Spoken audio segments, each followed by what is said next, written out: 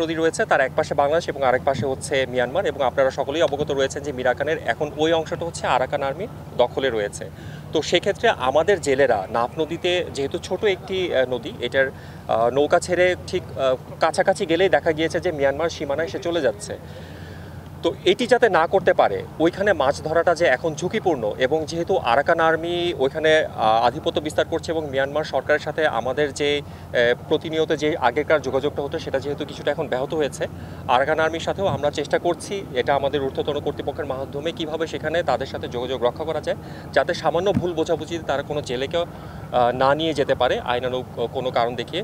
সেটার জন্য আমাদের তরফ থেকে আমরা যেটা করছি, প্রথমত আমরা আমাদের জেলেদেরকে বোঝাচ্ছি যে এখন ওই জায়গাটায় মাছ ধরাটা আপনাদের জন্য কতটুকু নিরাপদ হবে এবং কতটা চ্যালেঞ্জিং হবে।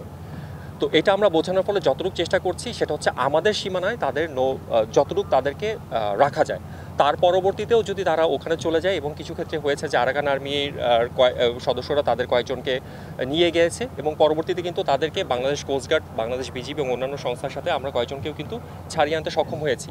কিন্তু প্রতিটা কাজের ক্ষেত্রেই কিছুটা চ্যালেঞ্জ থাকে, এটা আমরা চ্যালেঞ্জ হিসাবেই গ্রহণ করেছি, এবং আমরা সার্বক্ষণিকভাবে আমাদের ঊর্ধ্বতন কর্তৃপক্ষের মাধ্যমে তাদের সাথে যোগাযোগ করার চেষ্টা করছি, আমরা যাতে এই যে চলমান যে কিছুটা চ্যালেঞ্জ হয়েছে এটা কীভাবে দ্রুত উত্তরোত্তর কীভাবে এটা দ্রুত উত্তরণ করা যায় সে বিষয়ে, এবং আশা করছি আমরা দ্রুতই এটার একটা আশু সমাধানে আসতে পারবো।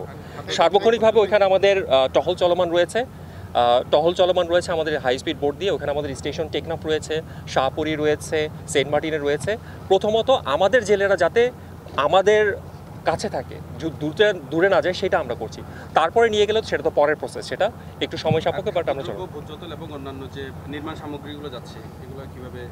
জি, এটার ক্ষেত্রেও আমরা যেটা করছি, একদম কার্ভ ডাউন করার জন্য আমরা সাঁড়াশি অভিযান যেটাকে বলে, সর্বাবস্থায় আপনাদেরকে আমি বলি, স্টেশন টেকনাফ থেকে শুরু করে, এবং ওখানে আমাদের সেন্ট মার্টিনে সর্বদা আমাদের একটি বৃহৎ জাহাজ বা ওপিভি অফশোর পেট্রোল ভেসেল থাকে, সেখান থেকে পেট্রোল পরিচালনার মাধ্যমে আমরা যতটুকু পারি নৌপথে, নদী পথে এবং সমুদ্র দিয়ে কোনো যাতে আমাদের থেকে নিয়ম বহির্ভূতভাবে কোনো যাতে মালামাল, সেটা হোক খাদ্যপণ্য বা নির্মাণ সামগ্রী যাতে না যায়, এটা যতটুকু কমানো যায় অথবা একদম শূন্যের কোটায় আনা যায়, সেটার জন্য আমরা সর্বক্ষণিক টহল চলমান রেখেছি। বাট প্রতিটা কাজেরই কিছু একটা চ্যালেঞ্জ থাকে, আমরাও সেই চ্যালেঞ্জটা ফেস করছি। দেখা যাচ্ছে যে যেহেতু আরাকান আর্মিরা এখন ওদিকে আমাদের অনেকেই অসাধু ব্যবসায়ী থাকে, তারা তাদের সাথে যোগসাজশ করে হয়তো পাচার করতে পারে, কিন্তু আমাদের গোয়েন্দা তথ্য স্থলে বা যেখান থেকে এটা সূত্রপাত হচ্ছে সেই স্থলেও আমাদের টহল চলমান রয়েছে, নদীপথে তো রয়েছেই, সমুদ্রপথে রয়েছে। এভাবেই আমরা অভিযানটা পরিচালনা করছি এবং সার্বিকভাবে আমরা এটা বন্ধ করার চেষ্টা করছি। ধন্যবাদ।